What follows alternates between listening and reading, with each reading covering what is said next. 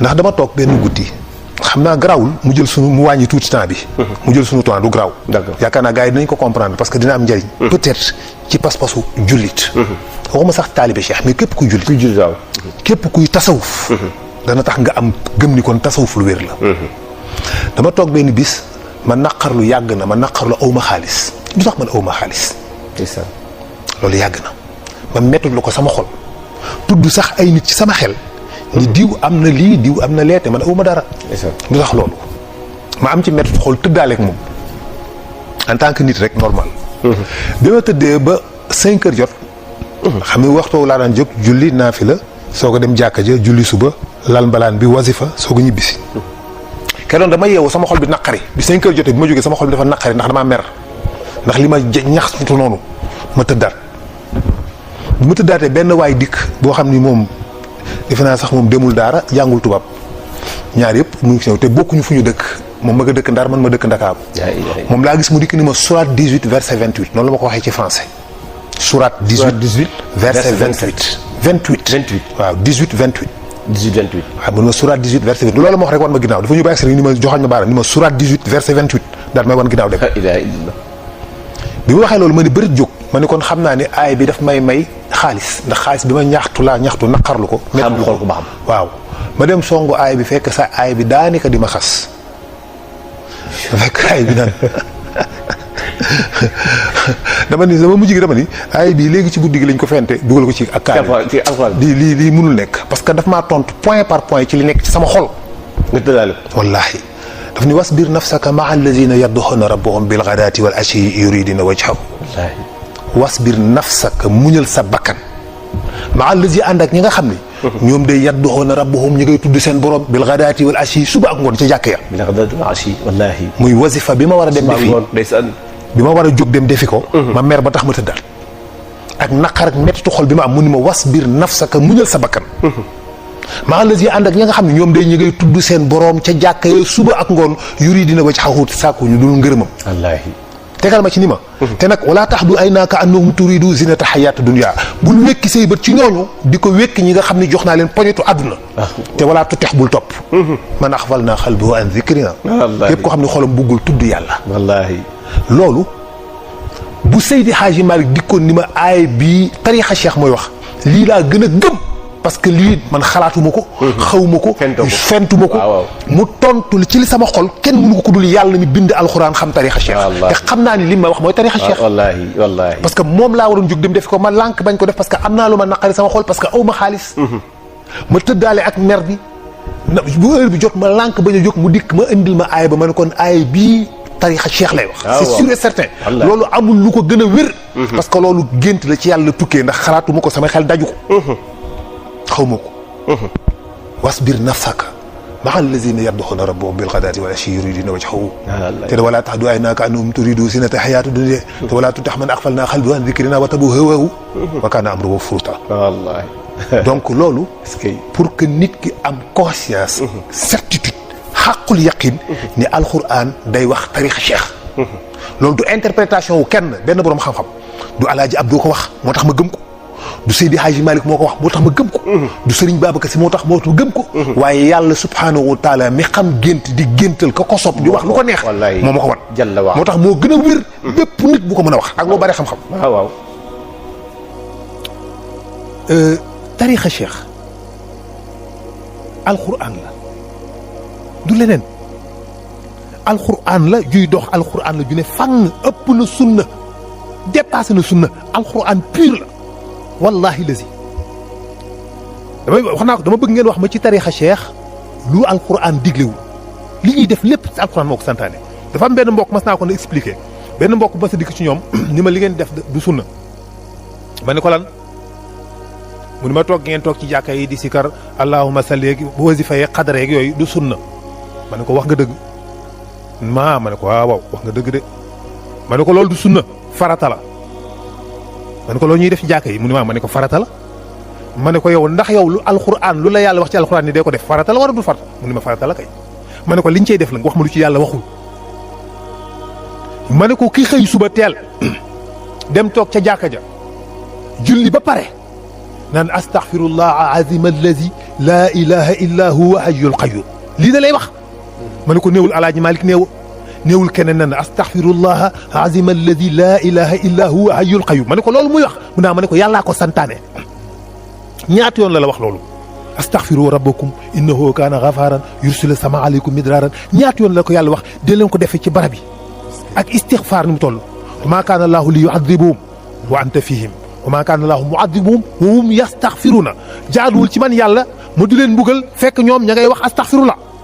yàlla sant ni la del wax astaghfirullah nga dem ca bërëb ba mu jekkee ci néegu bi yàlla ca jàkka ja suba teel toog naan astaghfirullah te yàlla ni di joxe heure yi di leen ko def suba ak ngoon la wax suba ak ngoon ñaari heure la joxe nga dem toog ca jàkka ja suba teel naan astaghfirullah nga génnee fële dikk ni ma li ngay def du sunna ma sànni ko dem toog ma dem toog ca jàkka ja naan allahumma salli ala sayyidina muhammad nga dikk ni ma sëñ bi li ngay def du sunna yàlla wax ne wa maa kaana allaahu li yu'adhibuhum wa anta fihim jaadul ci man yàlla ma di leen mbugal fekk yow rasulullah yaa ngi ci seen biir jàng gi ngay jàng salaatu ala nabi salaatul fatihi mooy yonent bi mi ngi ci seen biir yéen a ngi koy dundal yàlla wax ni dee leen ko def ci jàkka yu suba ak ngoon ma dikk di def loolu nga dikk ne ma sëñ bi li ngay def du sunna ma ne ko ma dagg ko sànni wàcc ko dem toog ma ne ko ma dem toog ca jàkka ja naan laa ilaha illa allah waxuma leneen de sëñ bi xoolal baax ngir yàlla ku koo xam ne sa bopp am siir nekku ci laa ilaha illallah la nit ki di wax toog ca jàkka ja naan laa ilaha illallah yàlla yonte bi ne man ak ñi ma jiitu kenn musta wax lu toll ni baatu laa ilaha illallah ma ne ko yàlla santaane ko ma dem toog ci néegu bi yàlla ca jàkka ja di ko tudd laa ilaha illallah nga dikk ne ma sëñ bi li ngay def du sunna de ma ne ko ma sànni ko dem toog ma ne ko ngoonuk jumaa ma dem ca jàkka ja toog naan allah allah allah waxuma leneen néew ma alaaji Malik néew ma sëriñ Babacar Si allah allah nga dikk ne ma sëñ bi li ngay def du sunna tere ma ko man toog ci biir jàkka ji di ko def nga tere ma ko ni ma sëñ bi li ngay def du sunna ma ne ko ma sànni ko dem toog sama mbokk génn àddina ma dikk di ko ñaanal waaw xul wallaahu ahad moom kay nga dikk ni ma waaw nga ni ma déedéet sëñ bi melal ni kuy suul kañagu dee rek bul kii gute mbaay rek suul ñibbi amul ñaan ma ne ko ma wàcc ko ñëw toog bi ma toogee dikk ni la waaw léegi yow man bàyyi naa yooyu yëpp yow léegi kon man lan mooy sunna ma def ko yow nga may digal ay tuba yu cëkk ak ay sikkim yu xonq ak ay kaalaaki musóor yow est-ce que dëgg-dëgg kooku nit ku normal la c'est ça mon problème non neexul est-ce que mën nga jàpp ni kii nit la bokk bu fekkee ne am na sago naka ngay yow loolu mooy lan mooy loolu mooy ban bu sunna yonent bi ay dafa ñëw pour ñu jàngal ay déguisement ay sikkim yu fudda nag ay musóor yu xonq ak ay tuba yu cëkk pour bëgg a doyee di diine bëgg a delloo ginnaaw l'islam moo tax ñuy def loolu mais ñoom ay victime lañu du ñu ay coupable parce que dañu xamul li leen manipuler ba tax ñuy def loolu moo leen mag junni yoon moo mag seen junni maam parce que ëpp na 1000 ans bi ko dajal di installé dinaa ci ñëw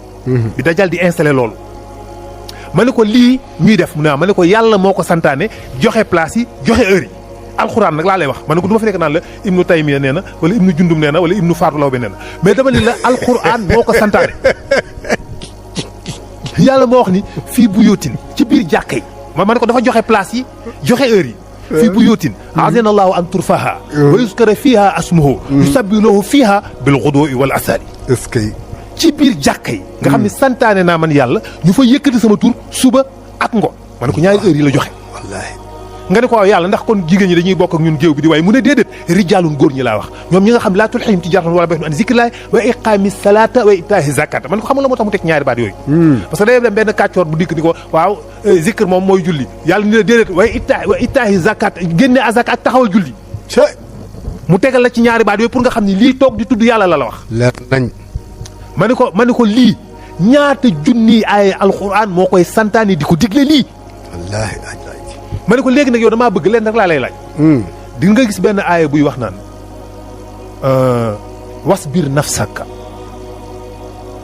wasbir nafsaka maa allazina yad'una rabbahum bil ghadaati wal ashi yuridina wajhahu xam nga loolu yàlla daf ñu muñal sa bakkan ànd ak ña nga xam ne ña ngay tudd seen borom ca jàkka suba ak ngoon ma ne ko parce que am yambar du ko def déedéet ku tayyel du ko def ku sa xol feesul dell ak yàlla doo ko mën wallaahi ku sa xol feesul dell ak zikr tudd yàlla bëgg yàlla doo ko mën wallaahi allaaji moo tax yàlla ni wasbir nafsaka dafa laaj bakkan est-ce que wasbir nafsaka maa allazina yad'una rabbahum bil ghadaati wal ashi yuridina wajhahu te sàkku ñu dul karam wala tahdu aynaaka annahum turidu zinata hayati dunya bul wekki say bët ci ñoon di ko wekki ñi nga xam ne jox naa leen poñitum àdduna te wala tutix bul topp nga ne ko kan mu ne man aghfalna qalbahu an zikrina ki nga xam ne xolam buggul toog di tudd yàlla di zikr buggu alaaji wa tabaxu mu topp hawa mbiri boppam wa kaana amru furata du dara lu ak lu ñu ñaawal ma ne ko léegi damaa bëgg yow nga wax ma ngir yàlla benn aaya alxuraan kese ma ne ko xam nga yow xam nga junni ay alxuraan yuy digle lii ma la wax mu ni ma waaw ma ne ko léegi yow damaa bëgg nga wax ma benn bu xaw a niroog waxuma bu koy tere loolu mënut a am impossible la waaye bu xaw a niroog laa bëgg man bu xaw a niroog lu koy tere boo ko amee mu ne waaw ma ne ko ma dagg sama kurus sànni ko nekk sa taalibi ay alxuraan benn rek laa bëgg man waxuma la fukk waxuma la juróom te waaye bugguma bu koy tere bu leer bugguma soxlu loolu bu xaw a niroog boo xam ne dañuy xam naan dafa mel ne lu koy tere de boobu rek laa soxla mu ni xóot ji dama xool amu ko ma ne ko léegi yow kaay ma wax la ay alxuraan boo xam ne yow lay wax yow mi koy bañ ma ne ko duñ fi nekk mukk naan la Ibnu Taymiya ne wallaay alaaji ma ne ko alxuraan du ne fàng xanaa ngay wëri sunna xam nga naafiq munta weesu naafiq ak jubadi munta weesu alxuraan ni fàng-fàngara ngay lijjanti hadis mu kooku mooy kii bëgg la ndëmal wallaahi moo bëgg moo tax yàlla ne waman azlamu ana kan moo gën a bëgg la ndëmal alxuraan leer nañ waaw kay moo tax ma ne ko nag aaya boobu mën naa ma ne ko demal ca Baqara 114 di nga fekk yàlla di laaj waman azlamu ana kan moo gën a mën a bëgg la ndëmal waman azlamu ana kan moo gën a mën a tooñ wa man azlamu ana kan moo gën a bon waaye mooy firi ana kan moo gën a bëgg lëndëmal ñu ne ko yàlla kan mu ne mi man ci ki nga xam ne mana a bañ na masaajidillahi an yuskara fii asmuhu bañ na ci biir jàkkaay yàlla yi ñu fay yëkkati turam déggal li ma wax ni mu leere see dégg naa alaaji bu baax a baax yàlla nee na ana kan moo gën a bon ñu ne ko yàlla kan mu ne ki nga xam ne dafay jéem a tere ci biir jàkkaay yàlla yi ñu fay yëkkati turam di ko fa zikr belle plaidoirie nekkul loo xam ne dafa am ay dégg ak ay firi déedéet dafa leer nañ alaaji ba pare mu teg ci beneen baat wa saxaa fi qarabiha nee na muy def ay pexe pour yàq ko yàlla ni ulaayka yii gaay maa kaana lahum an yadxulaa fii ilaa xaa'ifiin jaarul ci ñoom sax ñu leen bàyyi ci ñuy dugg ci jàkkee lu dul dañ leen a menacé te ñoom danañ jot rëbbum seen borom àdduna ak alaaxira alaaji ma ne ko lii lan mooy loolu léegi nag li ñu comprendre li tax loolu li tax dajjal bi nga xam ne moom monté système boobu def ko foofu la problème bi nekk ndeysaan te duñ ko xam parce que dajjal benn objectif la am mooy éliminer yonent bi sallallahu alayhi wa sallam alxuraan tiitalu ko wàllu yu tiitalu ko iblis xam faaliwul yonent faaliwul wàllu yu faaliwul alxuraan faaliwul yàlla iblis faaliwul yàlla ba yàlla taxawee dafa taxaw fëgg dënnam wax ak moom fa bi ma axwaytanii la aquddanna lahum siraatakal mustaqiim kon kooku ñeme na yàlla fëgg dënnam ni ko man du ma ko sujjóotal kon kooku ñeme na yàlla wallaahi waaye xam nga ko yónni ku iblis ñemewul yonent bi sallallahu alayhi wa sallam yonent bi mooy li koy yaay imaamul mursaliin mooy yàq mbiram wallaahi ndeysaan moo tax moom la bëgg supprimer nan la ko mën a supprimer est-ce que da ngay combattre système bi à l'extérieur xam nga tubaab dafay wax ne booy combattre benn système da ngay nekk à l'intérieur du système da ngay bokk ci biir jullit yi bu dee sa bokk jullit ànd ak ñoom ci jàngum alxuraan et dérouter leen wàccee leen sur l'essentiel tout simplement l'essentiel l'essentiel rek ngay dindi xam na ne l'essentiel mooy Seydina Muhammad parce que bi mu defee ak ñoom réunion bi ca Bagdad kan Iblis moo def réunion ak ñan ginnaaw yonent bi ak dajjaal yi les dajjaaloon axwafu ma axaafu aleykum a dajjaaluun yonent bi daf ne li ma gën a ragal ci li ma leen di ragal mooy les dajjaal au pluriel parce que dajjal yi ñoo bëri yonent yëpp dañoo ma sansanteeg ay dajjal actuellement ay dajjal yu bëri ñi ngi ci biir àddina bi di dox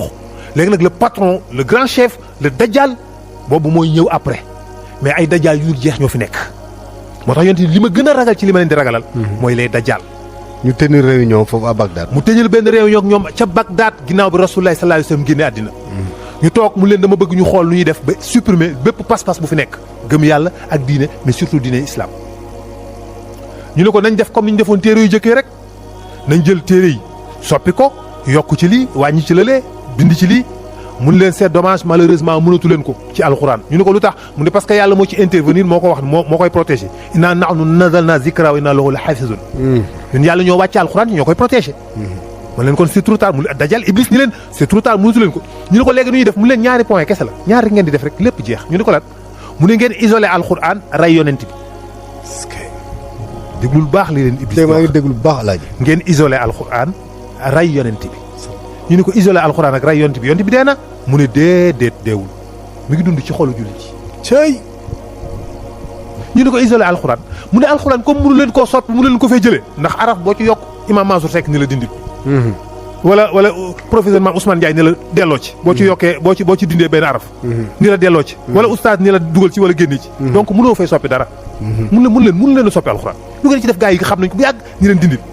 kaamil yi ñu ci bindoon Serigne Baye Abdou gis nga ko feeñal génnee ci ay secret wallaahi ba mu koy wax ok yàgg na kon donc mënuñu ko doxal ba ngi dem mu dikk mun leen dindil luñ ci defoon ci alxuraan ñi buñ dikkee Serigne Baye Abdou ni leen dindil ñu ne mun leen kon loolu mënatu leen ko c'est trop tard ñu ne ko bay ne kon nu ñuy def mu ne mais mën ngeen a fexe ba alxuraan ji du leen amal benn njariñ très important. Alaaji ñu ko leen mu ne da ngeen koy isolé léegi alxuraan dafay nekk ci ñoom waaye dañuy mel ni mbaam mu sa fi téere duñ ko doyee lu dul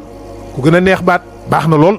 jàng tajwid bu neex a neex macha allah waaye dañ koy décorer ay peuple ay meuble ay bureau ay oto rangale ko ci jàkka yi mu rafet. kaamil yi rafet rek kese. mais nag kanta waxtaane contenu wu alxuraan di génne secret yi ci nekk mbóot yeeg science bi ci nekk loolu buñ ko dee def nit ñi dañuy mujj ñëpp gëm alxuraan. c'est magnifique. moo tax na ngeen fexe ba isolé ko buñ ko def. ñu ni ko mais naka la ñuy def ba mën a ko isolé mu ne da ngeen di fexe ba ñoom nañu noonoo ñoom jullit nañu noonoo te nañuy xeex guddeeg bëccëg bu ñu nekkee ci xeex ci seen biir guddeeg bëccëg dootuñu tal alxuraan te nañu noonoo bu ñu noonoowee dootuñu waxtaane alxuraan seenu noonoo rek la ñuy waxtaane. cey Alaaji. fu ñaari kuréelu jullit dajee xasante rek la ñuy nekk tamante nëmm yéen ay yéefar ngeen du ngeen dara yéey ñun ñoo topp sunna yéen topp leen sunna yéen ay dëmm ngeen waxante ñu ñaaw rek la ñuy tellement raison. loolu mooy am ci diggante jullit yi. mu ne boobaa alxuraan dañ koy isolé maanaam isolé nañ ko. ñu ne waa naka lañ def ba loolu mën a nekk mu da ngeen leen di infiltrer da ngeen dem ci seen i kilifa bokk ci ñuy jàng ci ñoom am xam-xam di bind ay téere ngeen di bind di ŋàññi ñële ni sëriñ bi nee na salafiste yi baaxuñu sëriñ ba nee na sunnit yi baaxuñu kii nee na wahabit yi baaxuñu kii nee na nangam yi baaxuñu kii nee na murit yi baaxuñu kii nee na tijaan yi baaxuñu bu ko defee dañuy bañante bu génération bii ñëw après ñu bind téere yooyu bàyyi ko fa buñ ko donn buñ ko génnee nañ ko bàyyi ba dee génération yeneen génération bu ñëwee dañuy bañante noonoo googu la ñuy bañante ci seen biir bañante koo xam dootuñu mën a retrouver wu mukk parce que bu ñu bañantee ci pas-pas rek dootuñu retrouver wu waaye bu ñu bañantee su dul pas-pas mën nañoo retrouver wu tout à fait. ñu ne ko d'accord mais yonent bi nga wax ñu rey ko moo ñu jaaxal parce que boobu mooy bi intéressant mu leen yonent boobu moo gën a dangereux alxuraan ñu ni ko lu tax mu ne yonent boobu bu ñu jëlee alxuraan topp ko te ànduñoo ak leeru yonent bi alxuraan day nekk ci ñoom source de conflit duñ ko dégg ndax leeru yonent bi moo leen di leeralal alxuraan muy benn mu leen gis nga seen yonent boobu li fekk ñoom ñi ngi koy màggal ñu ni ko mu ne ko yàlla du leen alak mukk Iblis ay wax de li fekk ñoom ñi ngi màggal seen yonent boobu yàlla du leen alak mukk wa maa kaana allaahu li yu'adhibuhum wa anta fiihim loolu yàlla wax mawlaaya salli wa sallim ji ñu door tey ma ngi noonu ñi ngi koy màggal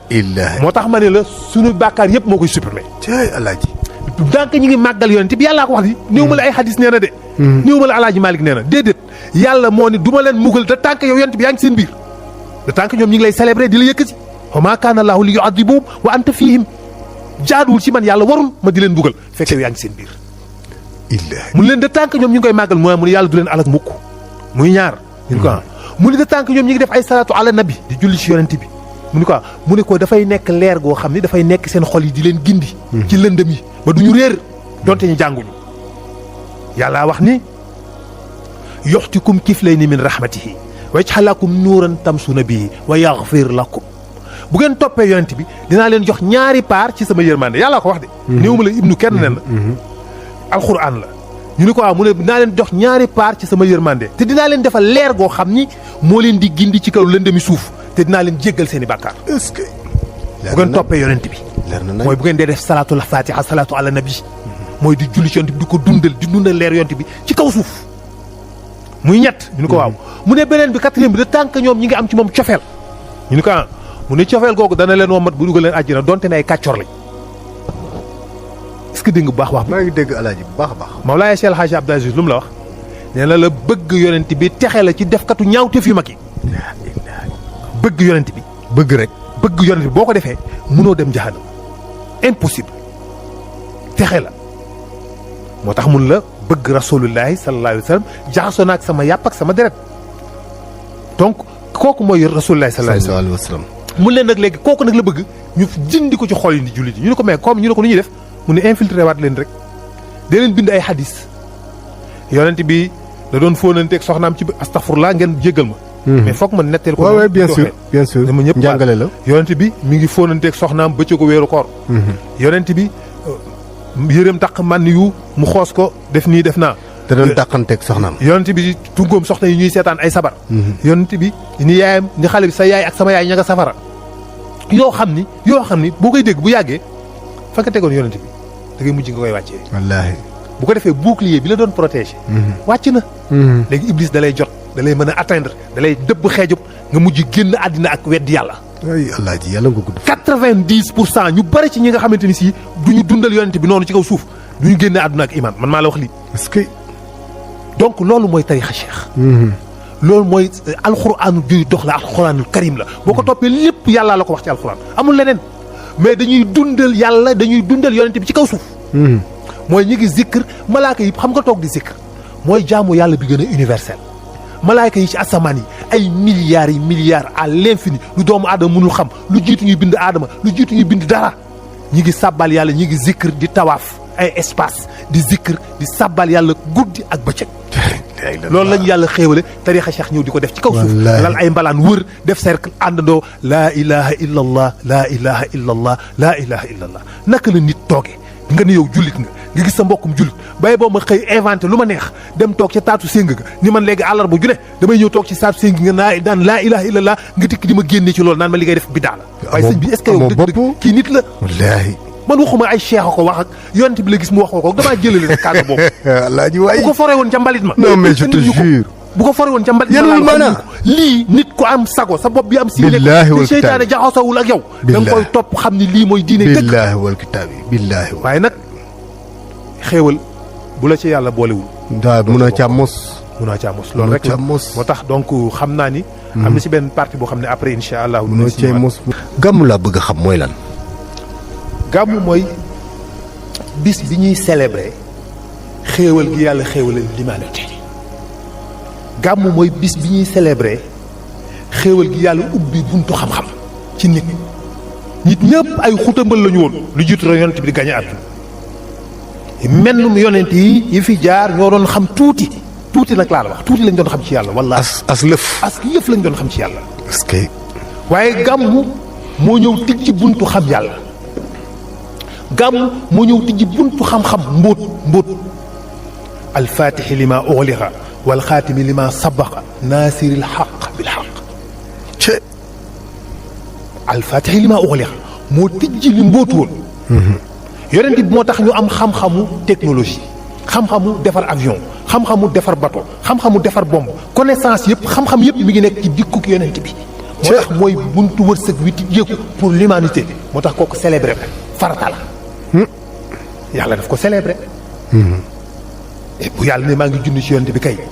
inna allaha wa malaikatahu yusalluna ala nabi mais célébration la kon farata la ci taalib yi nit yëpp jullit yëpp ñu koy célébrer farata laa wax xuma ay sunna mu dégg ay sunna ak biddaa ak yooyu farata ñàkk ko def est-ce que du jële bàkkaar yonent bi laa gëm bëgg naa ko nga ne du ma célébrer anniversaire am est-ce que yow bëgg nga ko est-ce que dëgg la est-ce que gëm nga rasulillahi sallallahu alayhi wa sallam te bis ne nga célébrer yu tekkiwul dara moo tax est-ce que gëm nga yonent bi ñàkk koo def est-ce que doo ci am daan est-ce que yàlla du la ko laaj ëllëg donc mooy nga célébrer xéewal yi ñu yàlla defal yépp màggal yàlla la loolu bu la yàlla defalee xéewal xam nga ko yàlla yooyu wax naan ku santul yàlla doo sant nit ku santul nit doo sant yàlla waaw lu tax ñëpp d'accord ci loolu waaw léegi nag yàlla bu la defalee xéewalu yonent bi nga sant yonent bi yàlla nga sant boo màggalee yàlla xéewal googu mu la indil yàlla nga màggal xamoo ni mawlud du yonent bi ngay màggal màggaloo juddug Muhammad ibnu Abdallah yaa ngi màggal jikkuk nabiyallahi yaa ngi màggal dikkuk yërmande yàlla rahmatullahi moom nga dindi donc boo ko màggalee yàlla nga remercier yàlla nga ni merci ci jox gi ñu jox Seydina Muhammad sallallahu alayhi wa sallam mucc waay ci lépp àdduna ak alaaxira moo tax ñàkk a def gàmm est-ce que du bàkkaar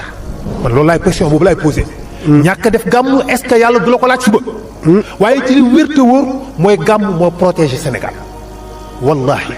gàmm mooy tax ñuy mucc ba àdduna tukki lu tax nga wax loolu suñu bàkkaar yu bari yëpp gàmm koy effacé lu tax nga wax loolu alaaji parce que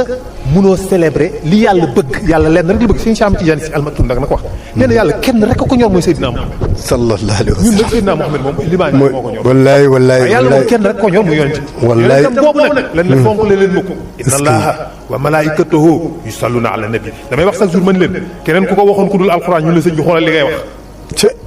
keneen ku waxoon loolu lu dul alxuraan dinañ la sëñ bi ndax doo xoolaat bu baax li ngay wax inna allaha naka man yàlla wa malaayikatoo ak samay malaaka yusalluna ala nabi dañuy julli ci yonent bi dinañ la sëñ bi xoolal li ngay wax yàlla nga wax ne ak ay malaakam dañuy julli ci mbindeef mi nga xam ne moo ko bind ba pare nag mu pointé la baaraam yow interpellé li ne hé yaa ayyuhal lazina amanu ngeen ko amul la sallu alayhi yow mi ni gëm nga yàlla ngeen ko amul la demal nga julli ci moom kon exigence la farata la mais farata la finalement hein. évidemment. waaw mais alaaji léegi ñi ñuy wax naan gàmmu biddaa la. waaw ñooñu gaañooñu alaaji mais defal ma benn plaidoirie ah vraiment Seydi El Hadji Malick wala ñi nga xam ne ni ñoom ñoo santaane ñu gàmmu. ndeysaan xam nga léeg-léeg boo ma gisee ñu mel noonu damay xaw a am ci ñoom ñeewante dañ di yërëm ndax da ngay gis ñuy góorgóorlu ci neen dañuy góorgóorlu foo xam ni du foofu dañuy ŋàññi loo xam ni xamuñu ko dañuy critiquer loo xamante ni si loolu leen tax a nekk ñoom mais duñ ko yëg ñu mënoon a am xéewal yu yaatu àdduna ak alaaxira te ñu ñàkkañ ko seen bopp parce que bépp ruux buy wër leer fokk nga ñëw Tiwaawan parce que fi la leer giy balle waxuma buy wër leneen de waaye ruux guy wër leeru yonent bi ruux guy wër leeru yàlla te yàlla yéene la ko yonent bi yéene la ko cheikh yéene la ko wallaahi di nga ñëw Tiwaawan moo tax tu vas venir la fala budda parce que fi la leer giy balle tu vas venir mooy Tiwaawan donc dëkk bi mooy dëkk bu sell bu tedd bu yell bi nga xam ni Seydi Hadji Malick def na ko muy dëkku leer moom ngay gis ni ci image yi moo jàngale moo joxe moo yombalal nit ñi yàlla maanaam yàlla nekk lu accessible lu ñu mën a jot Seydi Hadji Malick góor gi moo ñu ko jàngal radiyallahu taala anhu mooy jàngal nit ñi yombalal nit ñi bëgg rasulillahi sallallahu alayhi wa sallam fexe ba ñu mën a am ci moom cofeel xam nga bëgg yonent bi du ay pexe mooy tax nga mën ko nekkul da ngay décider bu subaa léegi damay bëgg yonent bi ñëw bëgg ko nekkul da ngay décider nga man daal léegi damay bëgg yonent bi rek daal di koy bëgg non dafa am lu mu laaj bare na ko bëgg yonent bi xamul sax ci yonent bi lu bare daf ko judduwaale cofeel googu judduwaale cofeel gi mu bëgg Seydi Hadji Malick judduwaale cofeel gi mu bëgg Serigne Babacar Sy judduwaale cofeel gi mu bëgg Mawlaay Cheikh El Hadji Abdoul Aziz da ngaa nekk xale juddu rek bëgg ko te xamagoo ci moom dara loolu programme la dañ la ci boole sa baay da koo wird sa waajur da koo zikr salaatul fatiha ay at nga judd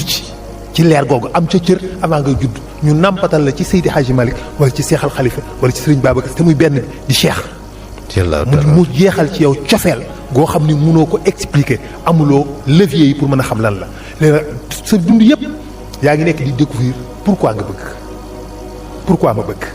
moom ngay découvrir au fil du temps ngay xam Seydi Hadji Malick ak njagawram ci ngay xamee pourquoi ma bëgg donc enseignement bi yëpp foofu la nekk. Tiwaawan looy dénk waa Tiwaawan ci nu ñu war a waajale gàmm googule bu dimanche bu ñu ñëwee ñu indi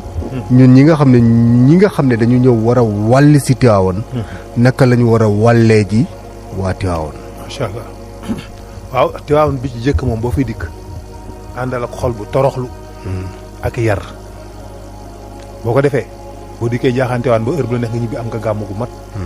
àndal ak xol bu toroxlu ci yàlla àndal xol bu toroxlu ci bëgg yonent bi àndal xol bu toroxlu ci jàppale Seydi Hadji Malick ci célébrer lii nga xam ne mooy mawlud góor googu du góor guy caaxaan du def ay caaxaan xamul luy caaxaan du def lu dul yàlla xamu ko lu dul yàlla bëgg ko kuy nit sa bopp bi am siir nekku ci xam nga loolu kooku moo woote lii muy màggal yonent bi ku ci dikk ànd ak moom ci loolu yiw woo ci munta am amul loo ci munta am rek amul xéewalu àdduna ak alaaxira di nga ko ci am insha allahu donc bu dikkee na teewlu xolam d'abord mooy bi ci gën a am importance na jéem a ànd ak yar le maximum possible c'est très important parce que lu ñu commencé di perdre la yar lu ñu commencé di ñàkk la lu ñu amoon comportement da nga gis bu jëkkoon ay milliers tijaan mën nañoo day ci benn bërëb danaan tekk lépp ay dal mais léegi da nga gis insolence bi wax ju bari ci rëg-rëg bi yëngatu ji dafa bëri na ci nit ñi bàyyi xel kenn ku ne ci na ci travailler individuellement naka la ñuy def ba lépp calme tegu ci ak dal am sago am sérénité am sakina na ko borom bëggee bu ko defee ñu toog da jël nag say zikr def say ziar kenn ku nekk am communion aussi également parce que retrouvaille mi ngi ci gisanteeg mbokk yoo gëj a gisanteel ngeen bokk waxtaan seen tarixa bokk waxtaan seen cofeel ci Seydi Hadji Malick tarixa cheikh bokk waxtaan ci yàlla ak yonent bi donc loolu xéewal la dundalaat sa ruux la bu ñu fi jógee ruux yi bees bàkkaar yi set ñu mën a jëmalewaat li ñu fi jëfoon lépp ñaawteef yépp tax yàlla naroon ñu alak suñu réew yàlla dana ko supprimer ci barkeeg màggal Seydina Muhammad sallallahu alayhi wa sallam.